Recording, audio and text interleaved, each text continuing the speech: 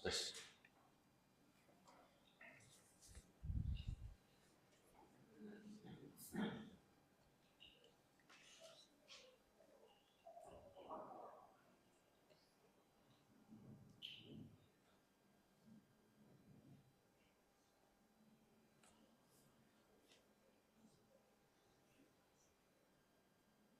Bismillahirrahmanirrahim. Assalamualaikum warahmatullahi wabarakatuh.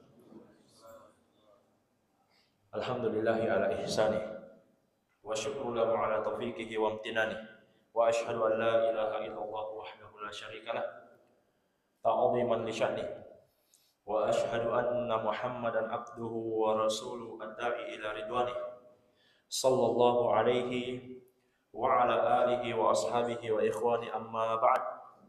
Fa ikhwani fid din wa akhwati fillah, kaum muslimin dan muslimat yang saya cintai dan saya muliakan rahimani wa rahimakumullah.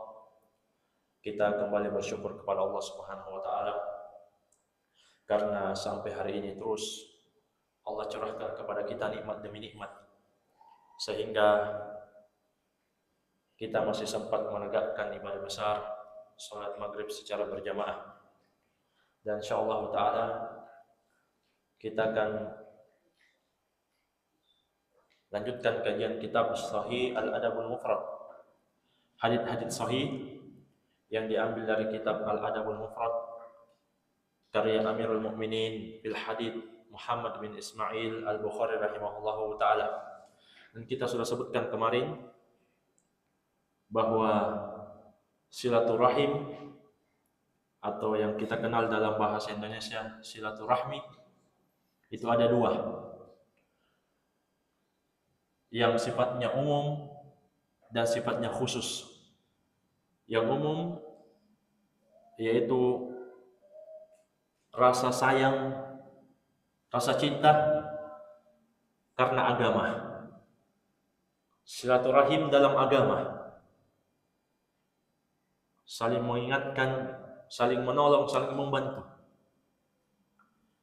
Ini yang umum. Yang khusus yaitu silaturahim kepada orang-orang yang memiliki hubungan kerabat dengan kita. Masih bab yang sama, penulis rahimahullahu taala menyebutkan an Abi Hurairah radhiyallahu anhu anna Rasulullah sallallahu alaihi wasallam qala, dari sahabat yang mulia Abu Hurairah radhiyallahu anhu, Rasulullah sallallahu alaihi wasallam bersabda, khalaqallahu azza wa jalla al-khalaqa. Allah Subhanahu wa taala menciptakan makhluk. Falamma faragha minhu qamatir rahim. Setelah Allah ciptakan makhluk, maka tegaklah rahim. Faqala ma, maka Allah bertanya, ada apa? Qalat hada maqamul a'id bika minal qati'ah. Maka rahim menjawab, ini adalah tempat kembali, tempat berlindung dari orang-orang yang memutuskan silaturahim. Qala, maka Allah Subhanahu wa taala berfirman kepada rahim. Jamaah sekalian, hadits-hadits yang seperti ini, kata para ulama, harus diyakini sebagaimana datangnya. Iya. Harus diyakini sebagaimana datangnya. Jadi, rahim ini berbicara. Kata para ulama, harus diyakini sebagaimana yang dikabarkan dalam hadits. Itulah fungsi keimanan. Sebagaimana ulama juga menyebutkan, ada keterangan dalam hadis bahwa penghuni surga nanti tidak akan lagi ada yang wafat. Penghuni surga tidak akan ada lagi yang mati. Dan Allah akan datangkan kematian dalam bentuk domba, kemudian Allah sembelih. Atau kemudian kematian itu disembelih. Tidak akan ada lagi yang wafat dari penghuni surga. Jadi hadits-hadits yang seperti ini jamaah sekalian harus diyakini sebagaimana datangnya. Iya. Tidak perlu ditanya bagaimana bentuknya. Karena Allah tidak menyebutkan atau Rasulullah SAW tidak menyebutkan. Cukup kita yakini sebatas yang Allah atau Rasulnya kabarkan. Jadi Allah berbicara kepada rahim. Ala tardaina an asila man wasalaki wa aqta'a man qata'aki. Ridokah kamu, kata Allah, saya menyambung orang yang menyambungmu, dan saya memutus orang yang memutusmu. Qalat bala ya Rabbi. Kata rahim ini, tentu ya Rabbku. Qala fadzalika laki. Maka Allah Subhanahu wa taala mengatakan, itulah untukmu. Jadi siapa yang menyambung silaturahim, Allah akan sambung dia. Siapa yang memutusnya, Allah akan putus dia. Ini inti pembahasan dalam bab ini. Kemudian kata penulis rahimahullah, "Tsumma qala Abu Hurairah." Kemudian Abu Hurairah mengatakan, "Iqra'u in syi'tum." Bacalah dalam Al-Qur'an firman Allah Subhanahu wa taala jika kalian mau. "Fahal asaitum in tawallaitum an tufsidu fil ardi wa tuqatti'u arhamakum." Dalam surah Muhammad di ayat yang ke-22. Allah Subhanahu wa taala berfirman, barangkali jangan-jangan jika kalian berpaling dari Al-Qur'an dan Sunnah, kalian akan membuat kerusakan di muka bumi. Maksudnya kufur kepada Allah dan bermaksiat. Wa tuqatti'u arhamakum, dan jangan-jangan jika kalian berpaling dari Al-Qur'an dan As-Sunnah, kalian akan memutus tali-tali persaudaraan, hubungan silaturahim. Iya. Ini celaan dalam ayat. Bagi orang yang berpaling dari Al-Quran dan Sunnah, mereka akan terjatuh ke dalam dosa, memutus silaturahim. Baik. Jamaah sekalian, jadi inti pembahasan dalam hadis ini, jika kita menyambung tali persaudaraan, tali kekerabatan, bahkan akan disebutkan nanti di hadis atau bab selanjutnya, walaupun kerabat kita, saudara kita berbuat buruk kepada kita. Iya. Kalau kita lihat bagaimana sahabat di masa Nabi jamaah sekalian, kita akan terheran-heran. Mungkin saat ini susah kita dapatkan orang yang seperti ini. Dibalas keburukan, dikasari dengan saudaranya, tetap dia membalas dengan kebaikan. Iya. Kata penulis rahimahullah, bab fadl silaturahim, keutamaan menyambung hubungan kerabat, menyambung hubungan persaudaraan.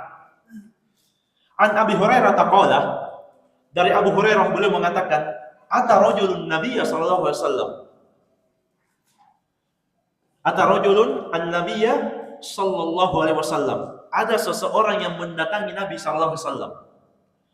Faqala, orang ini mengatakan, "Ya Rasulullah, wahai Rasulullah, inna li qarabah asiluhum wa yaqta'una wa uhsinu ilaihim wa yusi'una ilayya wa yajhaluna alayya wa ahlumu anhum." Orang ini bilang, "Ya Rasulullah, saya punya kerabat, saya punya saudara, saya sambung silaturahmi kepada mereka, justru mereka malah memutusnya. Saya berbuat baik kepada mereka, justru mereka membalasnya dengan keburukan. Wa yajhaluna alayya, bahkan keluargaku kasar kepadaku. Wa ahlum anhum, tapi saya selalu memaafkannya. Ini Masya Allah. Jarang kita dengar jamaah sekalian. Tapi di masa Nabi ada orang seperti ini. Itulah sahabat radhiyallahu anhum. Jadi dia terus menyambung hubungan kerabat. Kerabatnya kasar. Maunya bombek-bombek saja. Dilembuti, disambung, justru mereka yang memutus. Qala, kata ulama, seakan-akan orang ini mau mengatakan kepada Nabi, ya Rasulullah, kan saya sudah lakukan ini. Bagaimana kalau saya tidak usah sambung saja? Karena sering saya disakiti. Maka kata Nabi SAW, la in kana kama taqul ka'annama tusiffuhumul mallah. Kalau benar apa yang kamu katakan, kamu menyambung silaturahim, kamu bersikap lembut baik kepada keluargamu, tapi mereka bahkan membalas dengan keburukan kasar. Bahkan ulama ada yang menjelaskan, dalam syarah hadits ini, walaupun kerabat kita menceritakan keburukan kita dalam kondisi kita tidak ada maupun ada. Sebab jamaah sekalian, kadang bukan kita yang berkuasa di keluarga. Kadang sebagian keluarga berani mencerita kita walaupun kita ada. Kata Nabi, kalau betul begitu, maka perbuatanmu itu membalas kebaikan setiap keburukan kerabatmu, keluargamu, seakan-akan kamu masukkan ke mulutnya arang yang panas. Maksudnya apa? Orang yang memakan arang yang panas di mulutnya pasti akan merasakan sakit.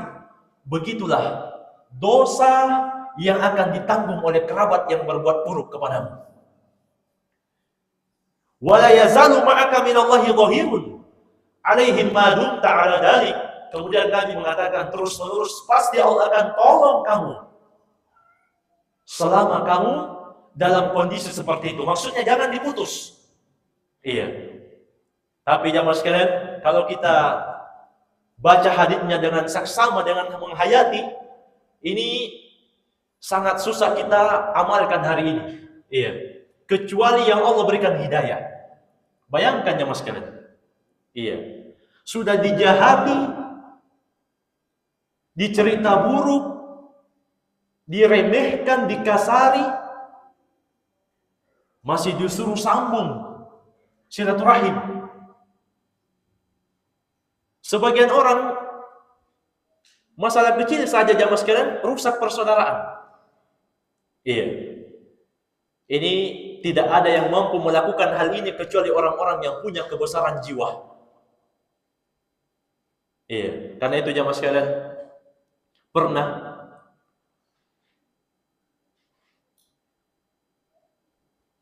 orang-orang munafikin menfitnah Ummul Mukminin Aisyah dalam kisah Al-Ifk.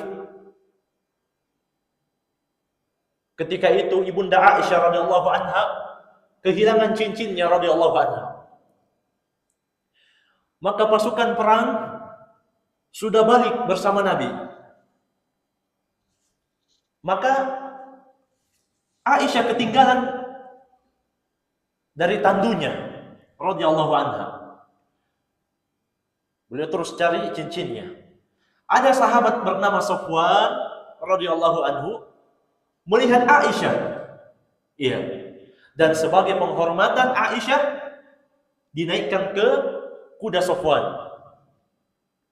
Nah, orang-orang munafikin memanfaatkan kondisi ini. Sampai-sampai naudzubillah kaum munafikin menyebarkan dusta bahwa Aisyah telah berzina. Kurang lebih 1 bulan itu Rasulullah SAW, iya, beliau sampai bermusyawarah kepada para sahabat. Gimana menurutmu? Iya. Belum turun ayat yang mensucikan Aisyah. Sampai-sampai Nabi mengatakan, wahai Aisyah, sesungguhnya Allah Maha Penerima Taubat. Iya. Maksudnya mengaku. Tidak mengapa, Allah Maha Menerima Taubat. Tambah goncang Aisyah. Iya. Ini bahayanya kaum munafikin ini jamaah sekalian. Kaum munafikin hari ini orang-orang liberal. Kapan ada kesempatan untuk menjatuhkan Islam dan kaum muslimin, pasti mereka akan memanfaatkan. Maka Abu Bakar As-Siddiq, ayahnya Aisyah, marah kepada kerabatnya yang bernama Mistah. Mistah ini termasuk orang yang masuk atau ikut-ikut menuduh Aisyah berzina. Mistah ini nafkahnya ditanggung oleh Abu Bakar. Iya. Maka sewajarnya jamaah sekalian, Abu Bakar As-Siddiq marah. Iya. Beliau hentikan nafkah kepada Mistah. Karena Mistah ikut dalam menyebarkan fitnah, tuduhan keji kepada Aisyah radhiyallahu anha. Iya. Maka turunlah ayat di surah An-Nur di ayat yang ke-22 terkait dengan Abu Bakar yang memutuskan nafkah kepada Mistah. Kata Allah Subhanahu wa taala, "Wal ya'fu wal yasfahu ala tuhibbuna ay yaghfirallahu lakum?" Iya, hendaklah mereka itu memaafkan dan memberi ampun. Tidakkah kamu senang Allah juga mengampunimu? Jadi jamaah sekalian, kata ulama, kalau Allah mau mengampuni kita, kita juga harus banyak memaafkan. Al-jaza min jinsil amal. Balasan itu disesuaikan dengan amalan. Kata Allah, hendaklah mereka memaafkan dan memberi ampun. Tidakkah kalian mau Allah memaafkan kalian? Maka ketika mendengar ayat ini turun, apa kata Abu Bakar? Wallahi, bala, tentu ya Allah, demi Allah, inni la uhibbu ay yaghfirallahu li. Sungguh saya sangat mau dimaafkan oleh Allah. Langsung Abu Bakar memaafkan Mistah dan lanjut nafkahnya. Padahal Mistah sudah menuduh Aisyah putrinya berzina. Bayangkan jemaah sekalian, Abu Bakar As-Siddiq. Sama tadi pembahasannya, kerabat yang berbuat jahat kepada kita. Kalau kita banyak memaafkan, maka siap Allah Subhanahu wa taala juga memaafkan kita. Karena setiap amalan atau setiap balasan tergantung dengan amalan. Tidak selamanya jamaah sekalian kita dizolimi. Mungkin kadang kita berbuat zolim tapi kita tidak sadar. Iya. Maka kita butuh maaf dari Allah. Kalau begitu banyak-banyaklah juga memaafkan. Iya. Banyak-banyaklah juga memaafkan. Dan ini termasuk keutamaan Abu Bakar As-Siddiq radhiyallahu anhu atau radhiyallahu anhu. Karena itu jamaah sekalian, para ulama mengatakan mungkin ada yang bisa beramal lebih dari Abu Bakar hari ini. Contohnya apa? Mungkin ada yang bisa menginfakkan hartanya sampai puluhan miliar yang mungkin dulu tidak dimiliki oleh Abu Bakar As-Siddiq. Iya. Tapi para ulama sepakat bahwa yang paling utama dari umat Islam setelah Rasulullah SAW adalah Abu Bakar As-Siddiq. Iya. Keimanan Abu Bakar As-Siddiq tidak ada tandingannya. Bahkan kata Nabi, la tasubbu ashabi, jangan kalian mencela sahabatku. Apalagi Abu Bakar jamaah sekalian. Makanya orang-orang Syiah itu termasuk orang-orang yang paling durhaka kepada Rasulullah SAW. Nabi katakan, jangan kalian celah sahabatku. "Lau anna ahadukum anfaqa mithla Uhudin dhahaban ma balagha mudda ahadihim wala nasifahu."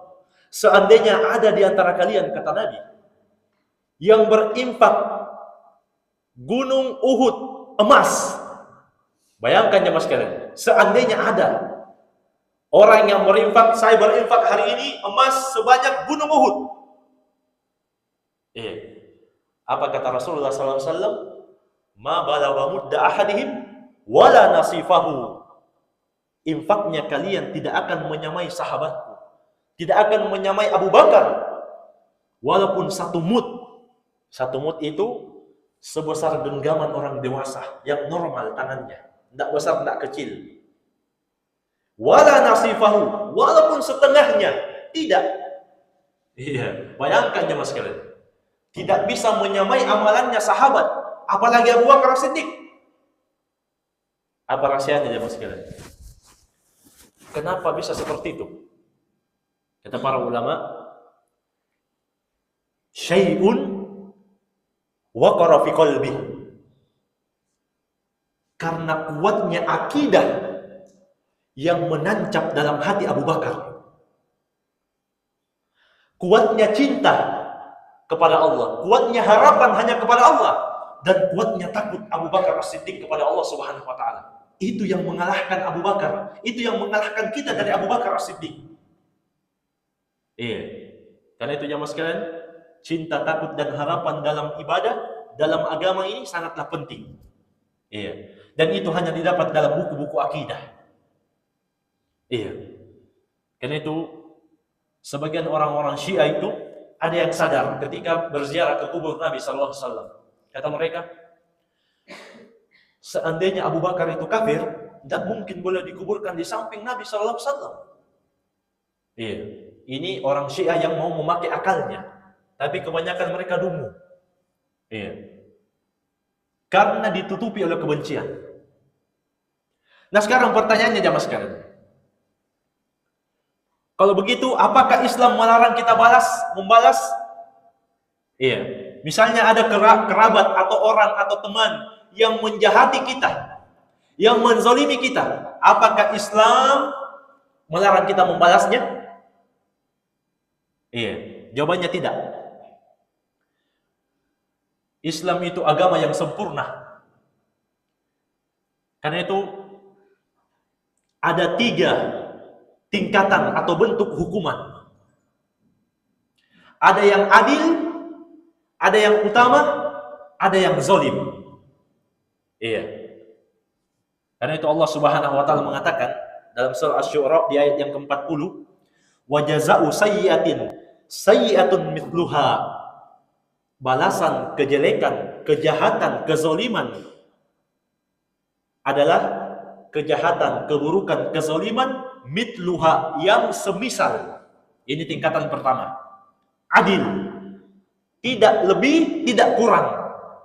Jadi kalau kita dizalimi, harta kita diambil, maka kita balas sekadarnya. Tidak boleh lebih, tidak boleh kurang. Ini namanya adil, tingkatan yang pertama. Boleh kita membalas. Jiwa dibalas dengan jiwa. Anggota tubuh dibalas dengan anggota tubuh. Tapi tidak boleh lewat batas. Harus semisal. Ini tingkatan hukuman yang pertama. Boleh membalas kalau seimbang. Ada tingkatan yang kedua. Dan ini tingkatan yang berat. Faman afa, kata Allah, wa aslaha fa ajruhu 'ala Allah. Siapa yang memberi maaf dan melakukan perbaikan, maka pahalanya Allah yang tanggung. Innahu la yuhibbudz zalimin. Sesungguhnya Allah tidak senang, tidak suka kepada orang-orang yang zalim. Tingkatan yang kedua jamaah sekalian, memaafkan, merelakan, membebaskan, dan menyerahkan pahalanya kepada Allah Subhanahu wa taala. Tapi ini berat. Berat jamaah sekalian. Tidak mudah. Hak kita diambil, kemudian kita maafkan cuma-cuma, kemudian yakin kepada Allah pahalanya. Itu tidak mudah jamaah sekalian, kecuali orang-orang yang Allah berikan taufik, hidayah untuk berjiwa besar. Iya. Makanya jamaah sekalian, iya. Ulama kita juga menjelaskan, itu kalau dia maafkan, yang perlu diperhatikan, orangnya tidak makin jadi-jadi. Iya, karena ada juga orang jamaah sekalian, kita maafkan semakin dia menjadi-jadi. Iya. Kalau kita tidak lapor dia akan melakukan kejahatannya pada orang lain. Maka kata Syekh Abdurrahman bin Nasir Rasyidi rahimahullah dalam tafsir beliau, yang seperti ini jangan diberi maaf. Tapi kita laporkan supaya dia bisa berhenti atau minimal berkurang jahatnya, berkurang kerusakannya. Ada yang seperti itu jamaah sekalian. Iya. Dia menzalimi tetangganya. Kalau tetangganya maafkan, dia akan menjadi-jadi, tidak ada yang berani sama saya. Kita ganggu lagi tetangga yang lain. Tidak dilapor, dimaafkan lagi, dia ganggu lagi tetangga yang lain. Terus begitu. Maka seperti ini kata Syekh, jangan diberi maaf. Karena Allah mengatakan, siapa yang memberi maaf, wa aslaha, dan dia melakukan islah. Islah maksudnya untuk dia kebaikan, untuk orang yang berbuat jahat bisa juga mendapatkan kebaikan dengan bertobat. Tapi kalau makin jadi-jadi, bukan islah namanya. Iya, bukan islah namanya. Makanya, kalau kita tahu orang itu tidak akan bertobat atau tidak berkurang kejahatannya, jangan kita maafkan. Laporkan dia. Iya, ini tingkatan yang kedua. Tingkatan yang ketiga, orang yang membalas dengan melampaui batas. Iya, biasa kita dengar istilah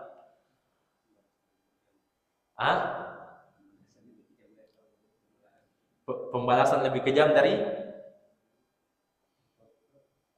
apa istilahnya itu? Balasan lebih kejam dari perbuatan, ya? Iya.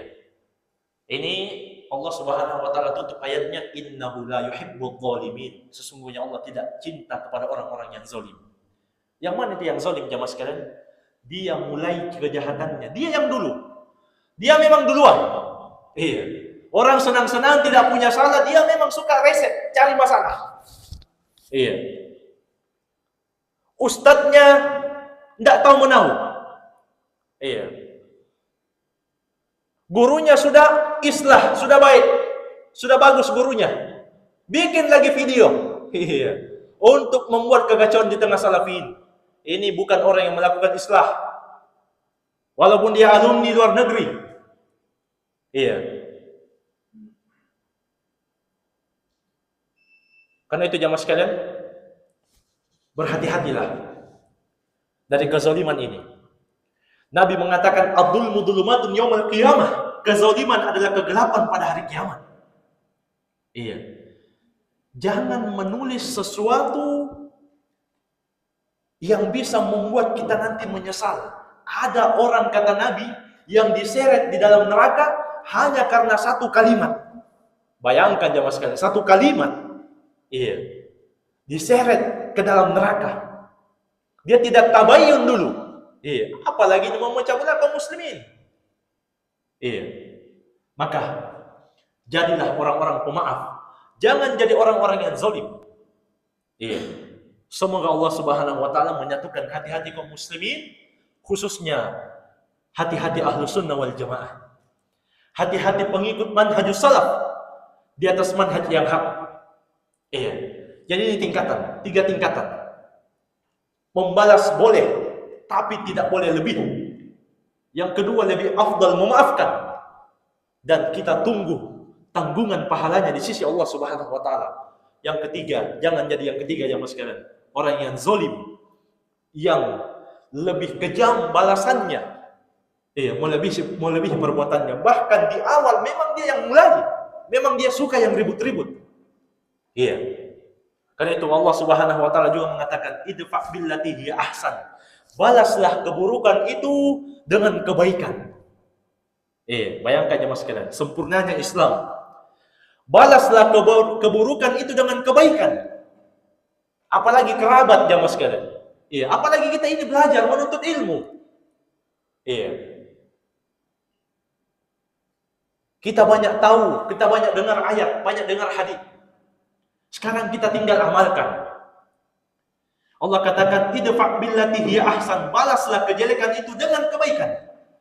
Fa idzal ladzi bainaka wa bainahu adawah ka'annahu waliyyun hamim. Kemudian Allah janji, kalau sekiranya ada di antara kamu dan yang memusuhimu itu sifat kebencian, maka Allah akan jadikan nanti dia sebagai kawan yang sangat setia, kawan dekat yang selalu membelamu.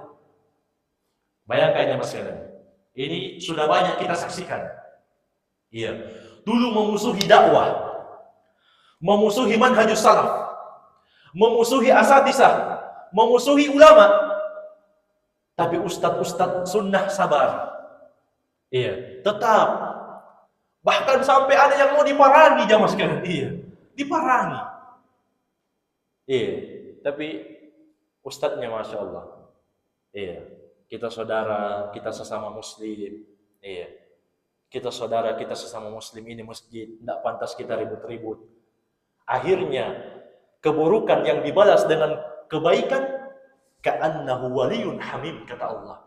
Tiba-tiba orang itu menjadi orang yang paling dekat denganmu. Yang dulu membenci, saat ini menjadi orang yang paling membela.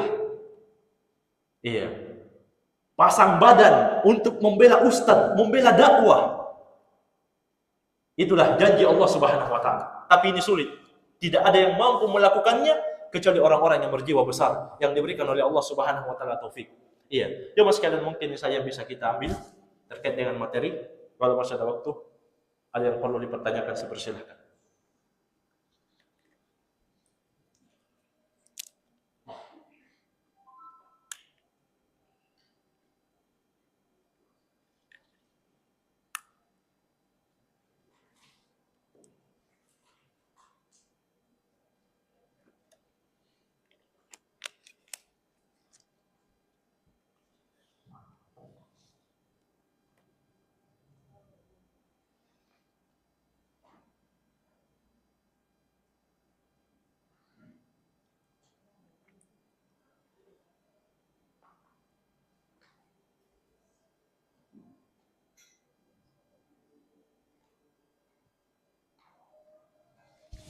Berarti sudah pintar semua, alhamdulillah.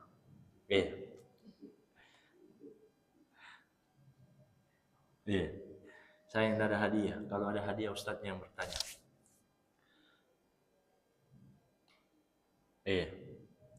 Atau hadiahnya doa saja. Siapa yang bisa menyebutkan 3 tingkatan dalam menghukum atau dalam membalas? Doanya barakallahu fikum. Semoga Allah memberikan keberkahan kepadamu. Itu doa pengantin juga, ikhwan sekalian. Doa pengantin. Barakallahu laka wa baraka alaik wa jama'a bainakuma fi khairin. Semoga Allah memberkahimu dalam kondisi senang. Semoga Allah memberkahimu dalam kondisi sempit. Dan semoga Allah senantiasa mengumpulkan kamu berdua dalam kebaikan. Apa arti berkah? Berkah itu kebaikan yang terus-menerus ada dan kekal, tetap. Jadi jangan remehkan doa barakallahu fikum. Ayo. Mana? Amri. Yang pertama adil. Yang pertama balasannya adil. Jadi kalau dipukul, dipukul tangannya, apanya yang dipukul? Mukanya atau tangannya? Tangannya juga. Kalau hijau ya sampai hijau juga. Kalau tidak jangan sampai hijau. Yang pertama adil. Yang kedua yang utama. Masya Allah, dia memaafkan dan berbuat islah. Tapi yang kedua ini mutlakkah Haruskah kita selalu maafkan dia? Iya, itu yang berat. Tapi haruskah kita selalu memberi maaf ketika ada yang menyakiti kita? Sebagaimana yang kita singgung tadi? Tidak selamanya. Tidak selamanya. Kapan itu? Kapan kira-kira? Kita tidak maafkan dia, kita malah lapor dia. Kalau orangnya semakin menjadi-jadi, barakallahu fikum, ahsantum. Iya. Zawajakallah. Yang tahu bahasa Arab pasti tahu maknanya. Yang ketiga, zolim. Bagaimana? Apa yang dimaksud dengan zolim? Membalas yang lebih. Iya. Contohnya Israel. Iya. Nah, itu memang jamaah sekalian, Yahudi itu tidak akan dikalahkan kecuali orang-orang yang mengikuti Nabi. Ayo kita baca sejarah jamaah sekalian. Siapa yang menundukkan Yahudi di Madinah? Nabi dan para sahabat. Iya. Kocar-kacir orang-orang Yahudi keluar meninggalkan Madinah. Siapa yang memeranginya? Itu pun Yahudi yang mulai duluan. Ketika Nabi hijrah di Madinah, Nabi buat perjanjian bahwa kita akan bersama menjaga keamanan kota Madinah. Tapi dasar Yahudi pengkhianat, begitu musyrikin Mekah menyerang Madinah, justru Yahudi juga menyerang kaum muslimin dari belakang. Nabi SAW dan para sahabat menyelesaikan dulu urusan dengan orang Yahudi. Menghabisi orang Yahudi dulu. Iya, jadi dari dulu itu orang Yahudi jamaah sekalian tidak punya tanah. Dan pengkhianat dari dulu. Iya. Tidak ada yang bisa mengalahkannya kecuali Rasulullah dan para sahabat. Nah sekarang Rasulullah sudah meninggal. Sahabat sudah meninggal. Siapa yang bisa mengalahkan mereka?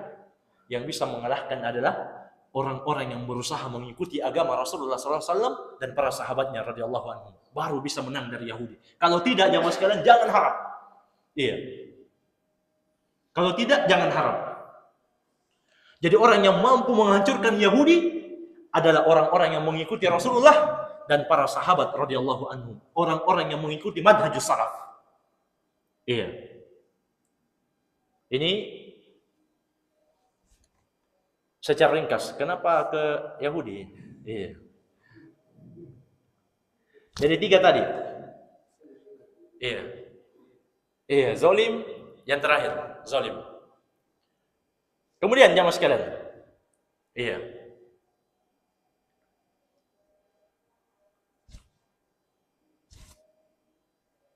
Pertanyaan berikutnya. Barakallahu fikum. Iya, amin. Silaturahim itu ada yang bermakna umum dan bermakna khusus. Iya. Ayo. Ya, bagaimana? Anak muda yang di belakang. Iya. Bawa catatan, berarti mencatat. Kalau yang tidak bawa catatan, kita berprasangka baik, hafalannya kuat. Iya. Iya. Ayo. Silaturahim ada 2. Ada yang sifatnya umum, ada yang sifatnya khusus. Iya. Ayo, Abu Irsyad. Kalau yang datang dari awal pasti tahu jawabannya. Iya. Abdul Rauf, padahal. Iya. Kalau yang mau itu rasa sayang, Iya. Rasa sayang, cinta, dan iya, taat, menasehati karena agama. Artinya apa jemaah sekalian? Iya. Jangan kita memperbanyak musuh. Iya. Semakin kita belajar, semakin banyak ombe. Iya. Semakin kita belajar, semakin tinggi ilmu, semakin susah senyum. Katanya ini manhaj. Iya. Jemaah sekalian, Syekh Rabi hafizahullah mengatakan yang suka ribut-ribut itu kelompok Haddadiyah. Kelompok Haddadiyah itu kelompok yang mengatakan bakar saja bukunya Al-Hafidh Ibnu Hajar, Bakar saja bukunya Imam An-Nawawi. Subhanallah. Iya. Kalau buku-buku bermanfaat dibakar, terus kita mau kaji kitab apa? Dan Haddadiyah itu tidak ada yang selamat dari lisannya. Tidak ada ulama yang selamat dari lisannya. Pasti dia mengkritik. Iya. Jadi itu yang pertama. Silaturahim yang bermakna umum terkait dengan agama, saling cinta, saling menasehati, saling menyayangi. Apalagi sesama ahlu sunnah wal jamaah. Rahimani wa rahimakumullah. Iya. Ini yang pertama. Yang kedua tadi apa? Silaturahim yang bersifat khusus. Iya. Kepada siapa? Bentuknya bagaimana? Kepada kerabat bentuknya bagaimana? Kita sebutkan di pertemuan yang lalu. Iya. Apa kira-kira perbuatan baik bagaimana yang kita berikan kepada kerabat? Mudah, gampang kemarin. Hah? Kita kasih apa kerabat itu supaya kita bisa dianggap silaturahim? Hah?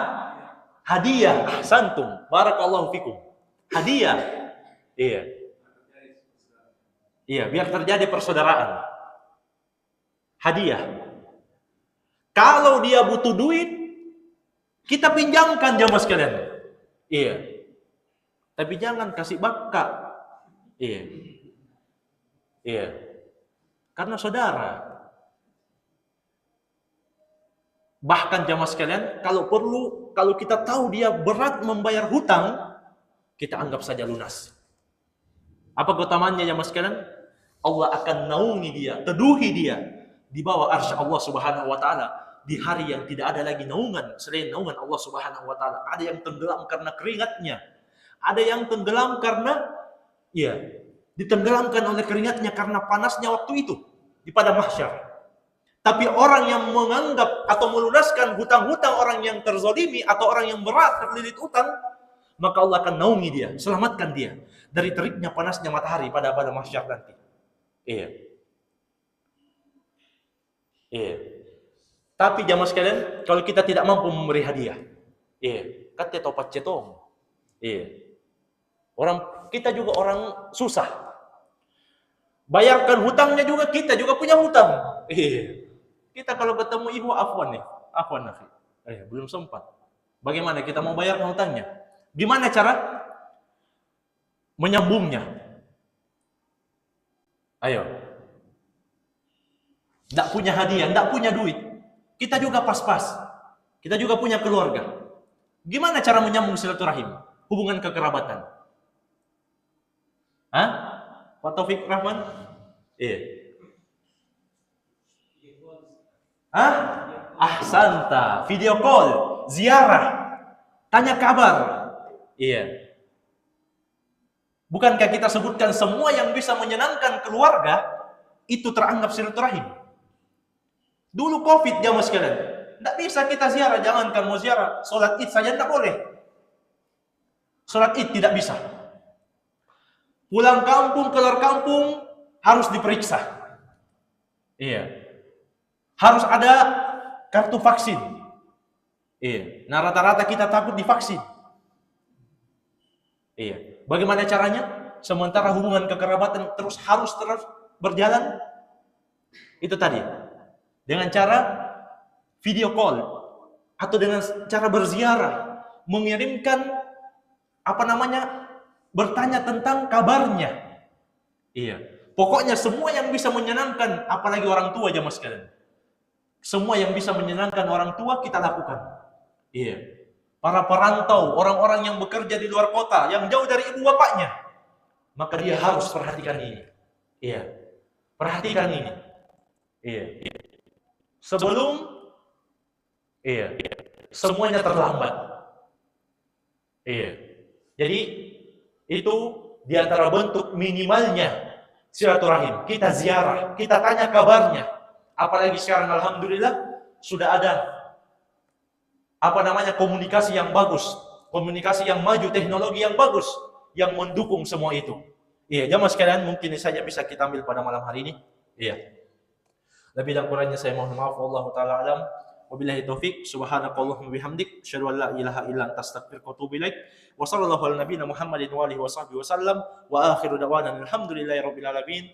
Wassalamualaikum warahmatullahi wabarakatuh.